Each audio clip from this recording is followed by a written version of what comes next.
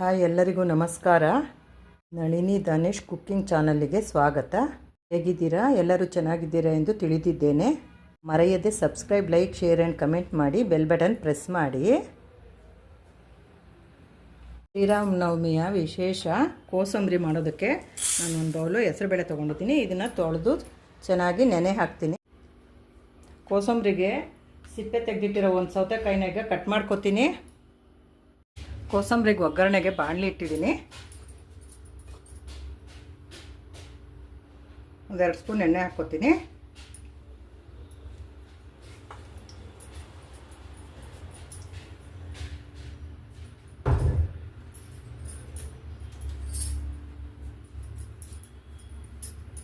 ಎಣ್ಣೆ ಕಾದಿದೆ. ಈಗ ಒಂದು ಸ್ಪೂನು ಸಾಸಿವೆ ಹಾಕ್ಕೊಳ್ತಾ ಇದ್ದೀನಿ. ಈಗ ಸಾಸಿವೆ ಸಿಡಿತಾ ಇದೆ. ಅದಕ್ಕೆ ಕರಿಬೇವು, ಸ್ವಲ್ಪ ಒಣಮೆಣಸಿನ್ಕಾಯಿ ಒಂದು ಹಾಕ್ಕೊಂಡಿದ್ದೀನಿ, ಕಟ್ ಮಾಡಿರೋದು. ಈಗ ಆಯಿತು ಒಗ್ಗರಣೆ. ಕೋಸಂಬರಿಗೆ ಒಂದು ಸ್ವಲ್ಪ ನಿಂಬೆಹಣ್ಣು ಇಟ್ಕೊಳ್ತೀನಿ, ಒಂದು 1/4 ಸ್ಪೂನು.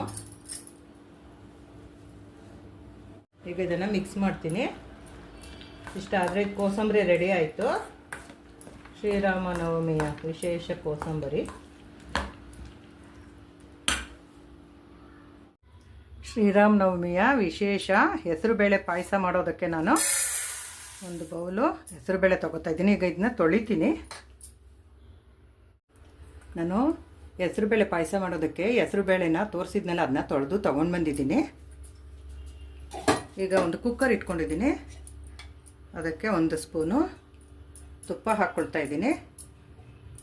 1 ಸ್ಪೂನ್ ತುಪ್ಪ ಹಾಕ್ಕೊಂಡು ಅದಕ್ಕೆ ಈ ತೊಳೆದಿಡುವಂತಹ ಹೆಸರುಬೇಳೆನ ಹಾಕ್ಕೊಂಡು ಹುರ್ಕೋಬೇಕು. ಹಸಿ ಸ್ಮೆಲ್ಲೆಲ್ಲ ಹೋಗುತ್ತೆ. ಆಗ ಪಾಯಸ ಚೆನ್ನಾಗಾಗುತ್ತೆ.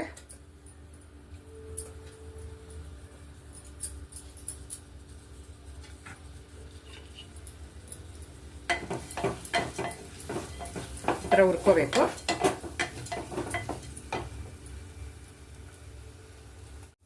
ನಾವು ಕೈ ಬಿಡದೇನೆ ಈ ಥರ ಹುರ್ಕೋತಾ ಇರಬೇಕು. ಇಲ್ಲಾಂದರೆ ಅದು ತಳ ಹತ್ತತ್ತೆ. ಹಾಗಾಗಿ ನಾವು ಈ ಥರ ಹುರ್ಕೋಬೇಕು. ಕೈ ಆಡಿಸ್ತಾನೆ ಇರಬೇಕು. ಈಗ ಇದಾಗಿದೆ. ಈಗ ಇದಕ್ಕೆ ನಾನು 1 ಗ್ಲಾಸು ನೀರು ಹಾಕ್ಕೋತೀನಿ. ನೀರು ಹಾಕ್ಕೊಂಡು ಹೆಸರುಬೇಳೆನ 1 ವಿಜಲ್ ಹಾಕಿಸ್ಕೊತೀನಿ. ಕುಕ್ಕರ್ ಮುಚ್ಚಳ ಮುಚ್ಚುತ್ತಾ ಇದ್ದೀನಿ. 1 ವಿಜಿಲ್ ಹಾಕ್ಸ್ಕೊತೀನಿ. ಕುಕ್ಕರ್ 1 ವಿಜಿಲ್ ಆಯಿತು. ಹೆಸರುಬೇಳೆ ಪಾಯಸಕ್ಕೆ 1 ವಿಜಿಲ್ ಹಾಕ್ಸ್ಕೊಂಡಿದ್ದೆ. ಕುಕ್ಕರ್ ಇಟ್ಟಿದ್ನಲ್ಲ ಅದು ನೋಡಿ ಇಷ್ಟು ಚೆನ್ನಾಗಿ ಬೆಂದಿದೆ. ಕರೆಕ್ಟಾಗಿ ಬೆಂದಿದೆ ಇದು ಪಾಯಸಕ್ಕೆ. ಇಷ್ಟಾದರೆ ಆಯಿತು.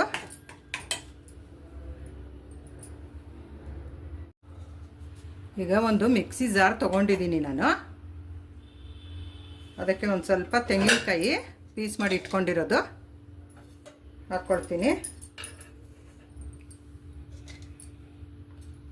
ಅದಕ್ಕೆ 1 ಸ್ಪೂನು ಗಸಗಸೆ. ಇದೆರಡು ಮಿಕ್ಸಿ ಮಾಡ್ತೀನಿ. ಈಗ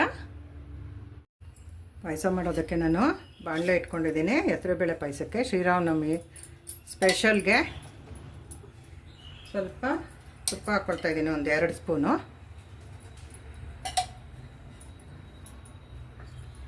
ಅದಕ್ಕೆ ದ್ರಾಕ್ಷಿ ಗೋಡಂಬಿ. ಈಗ ಇದನ್ನು ಹುರ್ಕೋತೀನಿ.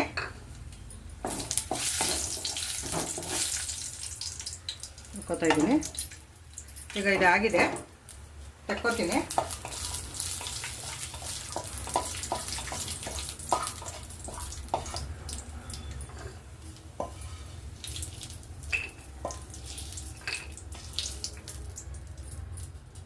ಮತ್ತು ಅದೇ ಬಾಣಲೆನ ಇಟ್ಟು ನಾನು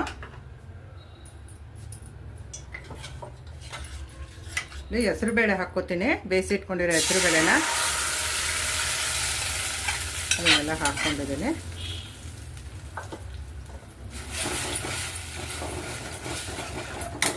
ಇದಕ್ಕೆ ರುಬ್ಬಿಟ್ಕೊಂಡಿರೋದು ಕಾಯಿನೂ ಗಸಗಸೆ ಅದನ್ನ ಹಾಕ್ಕೋತೀನಿ.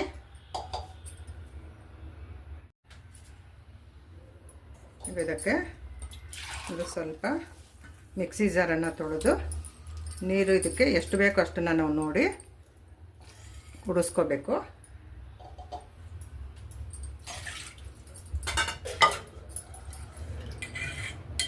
ಮತ್ತು ಕುಕ್ಕರ್ನಲ್ಲಿರೋಂಥ ಹೆಸರುಬೇಳೆನ ಅದನ್ನ ತೊಳ್ಕೊಂಡು ಹಾಕ್ಕೊಳ್ತಾ ಇದ್ದೀನಿ.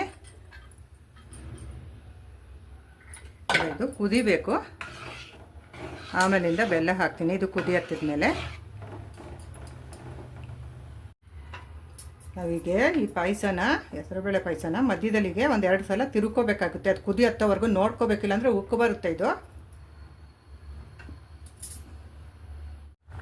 ನೋಡಿ ಚೆನ್ನಾಗಿ ಪಾಯಸ ಕುದೀತಾ ಇದೆ, ಹೆಸರುಬೇಳೆ ಪಾಯಸ. ಅದಕ್ಕೆ ನಾನಿಲ್ಲಿ ಒಂದು ಬೌಲು ಬೆಲ್ಲ ಹಾಕೋತಾ ಇದ್ದೀನಿ. ಇದು ಕ್ಲೀನಾಗಿರೋ ಬೆಲ್ಲ. ಇದನ್ನೇನು ನೀರಲ್ಲಿ ಹಾಕಿ ಕಾಯಿಸಿ ಸೋಸೋ ಥರ ಏನಿಲ್ಲ, ಬೆಲ್ಲ ಚೆನ್ನಾಗಿದೆ. ಹಾಗಾಗಿ ಇದಾಗಿದೆ. ಇದಕ್ಕೆ ಕರ್ದಿಟ್ಕೊಂಡಿದ್ನೆಲ್ಲ ತುಪ್ಪದಲ್ಲಿ ಆ ದ್ರಾಕ್ಷಿ ಗೋಡಂಬಿನ ಲಾಸ್ಟ್ಗೆ ಹಾಕ್ಕೋತೀನಿ. ಇದು ಲಾಸ್ಟ್ಗೆ ಒಂದು 1/4 ಸ್ಪೂನು ಏಲಕ್ಕಿ ಪೌಡರ್ ಹಾಕ್ಕೊಳ್ತೀನಿ. ಕುಟ್ಟಿಟ್ಟಿರೋ ಅಂತಹ ಏಲಕ್ಕಿ ಪೌಡರ್ ಇದು. ಈಗ ಇದಾಗಿದೆ, ಸ್ಟವ್ ಆಫ್ ಮಾಡ್ಕೊಳ್ತೀನಿ. ಶ್ರೀರಾಮನವಮಿಯ ವಿಶೇಷ ಬೆಲ್ಲದ ಪಾನಕ ಮಾಡೋದಕ್ಕೆ ನಾನು ಇಲ್ಲಿ ಒಂದು ಬೌಲು ಬೆಲ್ಲ ಹಾಕ್ಕೋತಾ ಇದ್ದೇನೆ. ಅದೇ ಅಳತೆ ಒಂದು 3 ಬೌಲು ನೀರನ್ನು ಹಾಕ್ಕೋತೀನಿ. ಬೆಲ್ಲದ ಪಾನಕ ಮಾಡೋದಕ್ಕೆ 3 ಬೌಲು ಹಾಕ್ಕೊಂಡಿದ್ದೀನಿ. ಬೆಲ್ಲ ಕರಗಬೇಕು. ಈಗ ಬೆಲ್ಲ ಕರಗೋಕ್ಕೆ ಇಟ್ಟಿದ್ನಲ್ಲ, ಅದಕ್ಕೊಂದು ಸ್ವಲ್ಪ ನಿಂಬೆಹಣ್ಣನ್ನು ನಿಂತ್ಕೋತೀನಿ. ಬೆಲ್ಲ ಮತ್ತು ನಿಂಬೆಹಣ್ಣನ್ನು ಉಪಯೋಗಿಸ್ಕೊಂಡಿಲ್ಲಿ ನಾನು ಪಾನಕನ ಮಾಡ್ತಾಯಿದ್ದೀನಿ. ಶ್ರೀರಾಮನವಮಿಯ ಪಾನಕ ಇದು.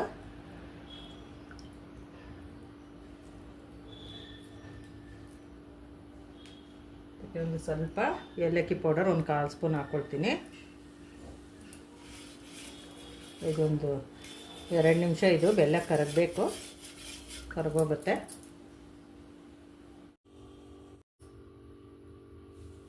ಪಾತ್ರೆಗೆ ಮೊಸರು ಹಾಕ್ಕೊಂಡು ಸ್ವಲ್ಪ ನೀರು ಹಾಕ್ಕೊಂಡಿದ್ದೀನಿ. ಅದನ್ನ ಈ ಥರ ಕರ್ಕೊತೀನಿ. ಶ್ರೀರಾಮನವಮಿಯ ಮಜ್ಜಿಗೆ ರೆಡಿಯಾಗಿದೆ. ಈಗ ಶ್ರೀರಾಮನವಮಿಯ ಹೆಸರುಬೇಳೆ ಪಾಯಸ ರೆಡಿಯಾಗಿದೆ, ಪಾನಕ ರೆಡಿಯಾಗಿದೆ, ಬೆಲ್ಲ ಮತ್ತು ನಿಂಬೆಹಣ್ಣಿನ ಪಾನಕ, ಹೆಸರುಬೇಳೆ ರೆಡಿಯಾಗಿದೆ, ಕೋಸಂಬರಿ, ಇದು ಮಜ್ಜಿಗೆ. ಬೇಸಿಗೆ ಕಾಲಕ್ಕೆ ಈ ಥರ ಎಲ್ಲ ತಂಪುದ ಪದಾರ್ಥಗಳನ್ನು ಮಾಡಿಕೊಂಡು ನಾವು ಉಪಯೋಗಿಸೋದು ತುಂಬ ಒಳ್ಳೆಯದು ಆರೋಗ್ಯಕ್ಕೆ. ಹೆಸರುಬೇಳೆ ಪಾಯಸ, ಈ ನೀರು ಮಜ್ಜಿಗೆ, ಈ ಕೋಸಂಬರಿ, ಈ ಬೆಲ್ಲ ಮತ್ತು ನಿಂಬೆಹಣ್ಣಿನ ಪಾನಕ ದೇಹಕ್ಕೆ ತುಂಬ ಒಳ್ಳೆಯದು ಆರೋಗ್ಯಕ್ಕೆ. ಮಕ್ಕಳು ಮತ್ತು ದೊಡ್ಡವರು ಎಲ್ಲರಿಗೂ ಆರೋಗ್ಯಕ್ಕೆ ತುಂಬಾ ಒಳ್ಳೆಯದು. ಹಬ್ಬಕ್ಕೆ ಎಲ್ಲರಿಗೂ ಶ್ರೀರಾಮನವಮಿ ಹಬ್ಬದ ಶುಭಾಶಯಗಳು. ನೋಡಿದ್ದಕ್ಕೆ ಧನ್ಯವಾದಗಳು. ಹಬ್ಬಕ್ಕೆ ಇದನ್ನೆಲ್ಲ ಮಾಡ್ತಿದ್ದೀನಿ ಅನ್ನೋಂಗಿದ್ರೆ ನಮಗೆ ಕಮೆಂಟ್ ಮಾಡಿ ತಿಳಿಸಿ.